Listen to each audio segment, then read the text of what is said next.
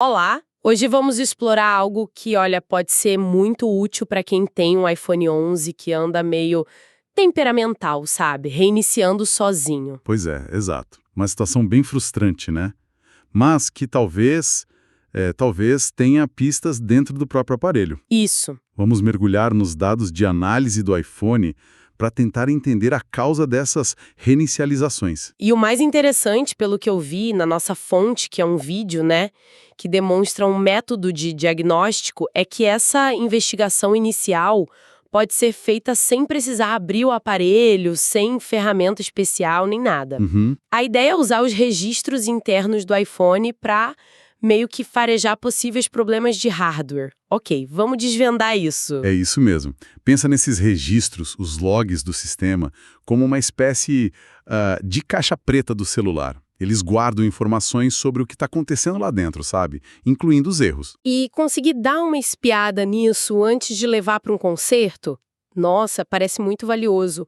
Pode economizar tempo ou pelo menos ser uma conversa mais, assim, produtiva com um técnico, certo? Sem dúvida. Ajuda muito a direcionar a investigação. Mas olha, é crucial ter em mente. A gente está falando de uma análise preliminar, tá? Uma busca por pistas, não é um conserto. Sim, claro. É um ponto de partida para entender o que pode estar errado. Combinado, entendido. Então, vamos lá. Como é que a gente acessa essa tal caixa preta do iPhone 11? Olha, o caminho é relativamente simples, direto nos menus mesmo. Começa lá em Ajustes, depois vai para Privacidade e Segurança. Certo, ajustes, depois privacidade e segurança. Imagino que essa opção esteja mais pro final da tela, né? Geralmente fica lá embaixo. Isso, isso. Rola a tela até lá embaixo e procura por Análise e Melhorias. Dentro dessa seção, aí sim, o destino final é Dados da Análise. Ok, deixa eu ver se peguei. Ajustes, privacidade e segurança, análise e melhorias, e aí, dados da análise. Chegando lá, o que a gente encontra? O vídeo descreve como um diário de bordo, né? Cheio de registros. Deve ter muita coisa ali. Ah, certamente. A quantidade de arquivos pode ser bem grande, fácil. Centenas ou até milhares, dependendo do uso dos eventos do aparelho. É um registro bem detalhado Muita coisa mesmo. das operações e, claro, dos eventuais problemas. Com tanto arquivo assim, deve ser difícil achar o que importa, né? O vídeo dá alguma dica para filtrar isso? Para facilitar? Sim, sim, dá uma dica boa, simples e eficaz. Para focar nos erros mais sérios, que são os que geralmente causam essas reinicializações chatas, inesperadas, o vídeo sugere usar a barra de busca. Ela aparece ali no topo da lista de dados. Ah, tem uma busca, ótimo. E qual seria o termo, o que a gente busca ali? A palavra-chave é panic. Só isso. P-A-N-I-C. Panic. Ao buscar por panic, o sistema filtra e mostra só os registros relacionados a falhas graves do sistema, os chamados panic logs. Panic. Anotado. E quando a gente filtra por panic, o que exatamente aparece? O vídeo menciona que tem tipos diferentes, né? Correto. Basicamente, podem surgir dois tipos principais de arquivos começando com panic. Tem o panic base e o panic full. Certo. O nosso foco aqui, seguindo a demonstração do vídeo, é no panic full. Esses são os que costumam ter mais detalhes sobre os erros sérios. Entendido. Foco no panic full. E esses arquivos devem trazer data e hora, imagino, para saber quando aconteceu. Sim, sim, e esse é um ponto importante que o vídeo ressalta. A data e hora do telefone precisam estar corretas, né? Senão a ordem cronológica dos erros não vai fazer sentido. Claro. No exemplo do vídeo, o aparelho tinha registros de panic full, dos dias 22, 24 e 25 de novembro. Isso já mostrava uma recorrência do problema, sabe? Nossa, vários dias seguidos. Faz sentido. E o que exatamente significa um panic full? O termo assusta um pouco, né? Pânico. Parece grave. Pensa nele como um alerta vermelho do sistema. Indica que aconteceu um erro tão grave que o funcionamento normal não pode continuar. Aí forçou uma reinicialização ou um travamento. Ah, O vídeo faz uma analogia útil comparando com a famosa tela azul do Windows, sabe? sei. A temida tela azul. Boa analogia. É um sinal claro de que algo sério aconteceu lá dentro. Exatamente. E ao abrir um desses arquivos Panicful, o que a gente vê? O vídeo menciona que é um conteúdo bem extenso, né? Técnico. Sim, prepare-se para um bloco de texto que pode parecer meio intimidador à primeira vista. É cheio de códigos, informações de sistema. Imagino. Mas, para a análise que a gente está buscando aqui, não precisa decifrar tudo, não. O vídeo direciona para uma parte específica. Ah, bom. E onde está essa informação crucial dentro desse log gigante? Aqui é onde fica bem interessante, imagino. A chave, olha só, está em procurar por uma linha específica chamada Panic String. É como se fosse o título, sabe? O resumo do erro que causou aquele panic. Geralmente, a descrição principal da falha está ali. Panic String. Ok. É aí que a pista principal deve estar. E no caso do iPhone 11, que foi analisado no vídeo, qual foi o primeiro erro que apareceu nessa linha? O que ele dizia? O primeiro erro destacado, que apareceu nos logs lá dos dias 22 e 24 de novembro, foi User Space Watchdog Timeout. E junto com ele, uma informação mais específica, Missing Sensor, TG0B, TG0V. Missing Sensor. TG0B, TG0V. O que esses códigos costumam indicar num iPhone 11 especificamente? Então, o que é fascinante aqui é como esses códigos, que parecem super técnicos, né, TG0B, TG0V, podem apontar para áreas bem específicas do aparelho. Certo. Esse TG0B, TG0V, especialmente no modelo 11, tem uma associação muito forte com problemas no sistema de alimentação, ou seja, algo relacionado à bateria ou ao fornecimento de energia para a placa lógica. Problemas de energia. Isso já abre algumas possibilidades. O vídeo detalha um pouco mais as causas comuns para esse erro específico, o TG0B, TG0V? Sim, detalha. Uma causa frequente mencionada é relacionada à troca de bateria. Sabe quando a assistência troca a bateria? Sei. Muitas usam um componente pequeno, uma tag, para fazer a comunicação entre a bateria nova e a placa do iPhone, tentando manter as informações de saúde da bateria e tal. Ah, sim. Para não dar aquele aviso de peça desconhecida, né? Exato. Só que se essa tag estiver com defeito ou for mal instalada, pronto. Pode gerar justamente o erro TG0B, TG0V. Entendo. Então, uma bateria trocada recentemente já levanta uma suspeita forte com esse código. Mas e se a bateria for original? Ou se o problema surgiu do nada, sem troca recente? Boa pergunta. O vídeo aponta outras causas também, embora considere mais raras. Uma delas seria um problema no próprio conector da bateria na placa lógica. Na placa mesmo? É, o chamado conector FPC, de Flexible Printed Circuit. É tipo um encaixe pequeno, bem delicado na placa principal, onde o cabo flat da bateria se conecta. Ah, sei qual é. Danos nesse conector, talvez por um reparo anterior mal feito ou até mau contato, especialmente se tiraram aquela blindagem metálica que protege ele e não colocaram de volta. Tudo isso pode causar o erro. Nossa, que detalhe. E claro, né, a própria bateria pode estar no fim da vida útil ou com algum dano físico mesmo. Certo. Então, resumindo, o TG0B, TG0V aponta principalmente para o circuito de energia. A bateria em si, a tal tag da bateria trocada, ou a conexão física dela na placa. E no caso do vídeo, a repetição desse erro nos dias 22 e 24 reforçou essa suspeita, imagino. Exatamente. A recorrência do mesmo código fortaleceu muito a hipótese de que a raiz das reinicializações estava ali, no sistema de alimentação. Mas a investigação não parou por aí, porque o último log do dia 25 trouxe novidades. Ah, a história se complica um pouco então. O que mais apareceu nesse último registro? Além do TG0B, T0V, que já era conhecido, surgiram 2 códigos novos na Panic String: Missing Sensor, MIC2 e PRS0. MIC2 e PRS0. O que esses códigos sinalizam? Vamos por partes. O MIC2. O MIC2 geralmente está relacionado a um problema com o sensor do microfone traseiro do iPhone, aquele que fica perto das câmeras, sabe? Sim, sim. E aqui tem um detalhe importante. Esse microfone fica no mesmo cabo flexível, aquele cabo achatado, malhável, o flex, onde também fica o botão power, o de ligar e desligar. Interessante. Quer dizer que um defeito nesse cabo flex pode aparecer como erro de microfone, mesmo que o problema real esteja, sei lá, num circuito do botão power ou vice-versa. Pode acontecer, sim. O vídeo observa que, embora o código seja MIC2, a falha pode estar em qualquer parte desse flex específico. E isso é relevante porque é uma área que pode ser danificada em reparos comuns no iPhone 11. Como quais, por exemplo? Troca da tampa traseira de vidro, principalmente aquelas feitas com máquina laser, sabe? Ou mesmo quedas que afetam a parte de cima do aparelho. Podem danificar esse flex. Entendi. Um ponto de atenção para quem já fez algum reparo ou se o celular levou uma queda feia aí. E o outro código novo, PRS0, o que ele indica? O PRS0 aponta para o sensor de pressão barométrica.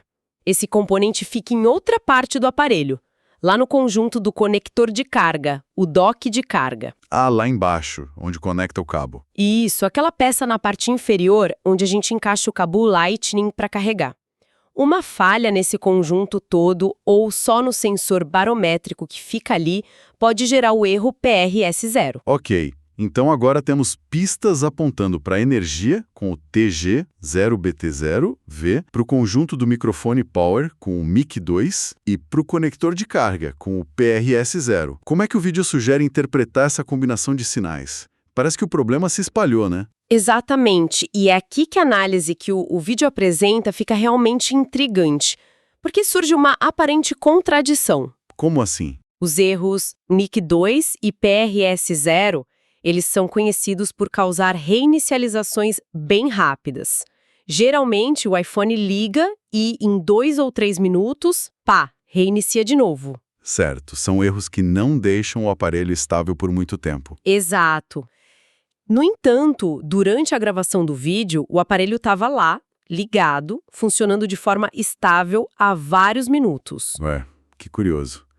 Ele registrou erros que deveriam causar reinicialização quase imediata, mas estava estável naquele momento. Como o vídeo explica isso? A hipótese que o vídeo levanta é que esses erros MIC2 e PRS0, que apareceram só no último log, podem ter sido desencadeados pelo problema principal, lembra? O de alimentação, TG0B, TG0V, que já vinham ocorrendo. Ah, entendi a linha de raciocínio. Nesse cenário específico, eles seriam uma espécie de falso positivo, sabe? Ou um sintoma secundário do problema de energia. Faz sentido. O problema de energia, sendo a causa raiz, talvez estivesse instabilizando o sistema todo a ponto de gerar outros erros momentâneos nos sensores. Mesmo que os componentes em si, tipo o flex do microfone ou o conector de carga, não estivessem necessariamente com defeito naquele instante. Exatamente essa é a interpretação que o vídeo sugere como a mais provável naquele contexto. O principal suspeito continua sendo o sistema de energia bateria. Ok. E essa ideia de erros que são gatilho de outros nos leva a uma percepção crucial sobre o diagnóstico, que está ligada àquele termo watchdog timeout, que apareceu lá no primeiro erro. Lembra? Lembro, watchdog timeout. Qual a implicação prática desse mecanismo para quem está tentando diagnosticar o problema? A implicação é bem contraintuitiva e muda a forma de testar. O mecanismo watchdog timeout, quando está associado a um missing sensor, como o MIC2, significa o seguinte: uma vez que o sistema registra a falta daquele sensor, ele fica esperando encontrar esse sensor. Esperando. E o vídeo alerta para um erro comum que o pessoal cometia em diagnósticos mais antigos. Achar que simplesmente desconectar o cabo flex suspeito, por exemplo, do microfone power, vai resolver o problema, ou pelo menos parar os logs de erro. Mas, peraí, se o componente foi desconectado, por que o erro continuaria aparecendo nos logs? Não faz muito sentido. Parece não fazer, né? Mas é porque o sistema foi programado para esperar o sinal daquele sensor, o MIC2 no exemplo. Quando você desconecta o cabo, o sensor continua ausente, do ponto de vista do sistema. A expectativa dele não é atendida. Ah! E aí ele continua registrando a falha Missing Sensor, MIC2, porque o componente que ele espera ainda não está lá. Ele fica preso nesse ciclo de registrar o erro mesmo sem a peça conectada. Nossa, isso realmente muda a abordagem. Quer dizer que desconectar a peça suspeita pode não dar nenhuma informação útil nesses casos de missing sensor. Pode até atrapalhar a análise. Exato. E aqui está o ponto crucial que o vídeo traz e que muda a forma como se diagnostica esses erros específicos. A prática de simplesmente desconectar periféricos para isolar o problema pode não funcionar aqui. E qual seria o teste correto, então, segundo o vídeo? O vídeo argumenta que o teste correto é substituir o componente suspeito, o cabo flex do MIC2, por exemplo, por um que você sabe que está bom. Uma peça nova ou de teste que você tem certeza que está funcionando. Ah, faz todo sentido. Só colocando uma peça funcional no lugar é que você pode ter certeza. Se o erro desaparecer, beleza, o problema era o componente original. Se o erro persistir mesmo com a peça boa... Aí o problema pode ser outro, né? Talvez o conector na própria placa-mãe ou algum outro componente associado naquela linha. Entendi. Testar com uma peça boa e não apenas remover a suspeita é uma mudança de paradigma importante para o diagnóstico desses erros específicos. Precisamente. E claro, o vídeo também lembra que problemas no conector da placa ou em fusíveis são possibilidades mais complexas, mas o primeiro passo eficaz seria mesmo testar com o flex que você sabe que está bom. E vale a pena reforçar o que você disse lá no início. Toda essa linha de investigação, desde achar os logs até formular hipóteses sobre peças específicas, métodos de teste, tudo isso foi feito com base nas informações de dentro do aparelho, sem precisar abrir nada. Exato. É um direcionamento inicial muito poderoso, né? Impressionante o nível de detalhe que o próprio celular registra sobre si mesmo. Mas, como tudo na vida, imagino que essa análise de logs tenha lá suas limitações, certo? Não deve ser infalível. Com certeza tem. O vídeo faz uma ressalva importante. Nem sempre um iPhone que reinicia vai gerar um log panic full. Ah, não? Não. Existem situações em que o problema acontece tão rápido que o sistema coitado não consegue nem registrar o erro a tempo. Ou, simplesmente, o tipo de falha pode não ter um código de erro panic associado a ele. Entendi. Então, a ausência de logs panic full não significa que não há um problema de hardware. Exato. Mas a presença deles e dos códigos específicos que a gente falou é uma pista muito forte para seguir. Exatamente. A presença do panic full e a análise dos códigos dão um norte claro. A ausência só significa que a investigação vai precisar seguir por outros caminhos, ou que o problema talvez nem seja de hardware, pode ser software. Certo. Então, resumindo para quem está ouvindo a gente, talvez esteja enfrentando essas reinicializações chatas no iPhone 11. Qual é a aplicação prática desse conhecimento todo? Olha, a grande vantagem é poder ter uma ideia preliminar e uma ideia informada sobre o que pode estar acontecendo com o aparelho. Isso antes mesmo de procurar uma assistência técnica. Não substitui um diagnóstico profissional, claro que não, mas te dá pistas valiosas sobre as possíveis áreas problemáticas, se há algo na energia, se há um flex específico e assim por diante. Isso pode dar mais segurança na hora de conversar com o técnico, né? Talvez até para avaliar se o diagnóstico que ele está propondo faz sentido em relação aos próprios registros do aparelho. Perfeitamente. Permite um diálogo mais nivelado, digamos assim, e uma compreensão melhor das possíveis causas e, claro, das soluções. Excelente. Então, os pontos-chave são acessar os dados da análise lá em ajustes, buscar por panic, analisar os logs panic full, procurando pela tal panic string, e tentar interpretar os códigos que aparecerem, como TG0BTG0, que indica energia bateria, MIC2, flex do microfone traseiro power, e PS0, flex do conector de carga. Isso. Tudo isso como uma ferramenta de pré-diagnóstico, né? Sem precisar abrir o celular. Essa é a essência do método que o vídeo apresentou. Uma análise interna acessível e, olha, bastante informativa mesmo. Muito bom. E para instigar um pouco mais a nossa reflexão aqui no final, qual seria um pensamento talvez um pouco mais provocativo sobre essa exploração toda? Uma questão interessante que essa análise levanta, sabe? Principalmente com aquela história dos erros MIG2 e PR0, que pareciam ser falsos positivos, né? Que foram desencadeados pelo problema de energia. Sim. É sobre a própria natureza do diagnóstico em si. Se a gente pensar que registros de software como esses logs podem às vezes apontar para falhas de hardware que, na verdade, são só sintomas de outros problemas de hardware, a pergunta é: até que ponto a gente pode confiar cegamente num único sinal, tipo, num código de erro isolado, sem buscar confirmação por outros meios ou testes mais a fundo? É uma ótima provocação mesmo, mostra a complexidade desses sistemas modernos, né? Exato.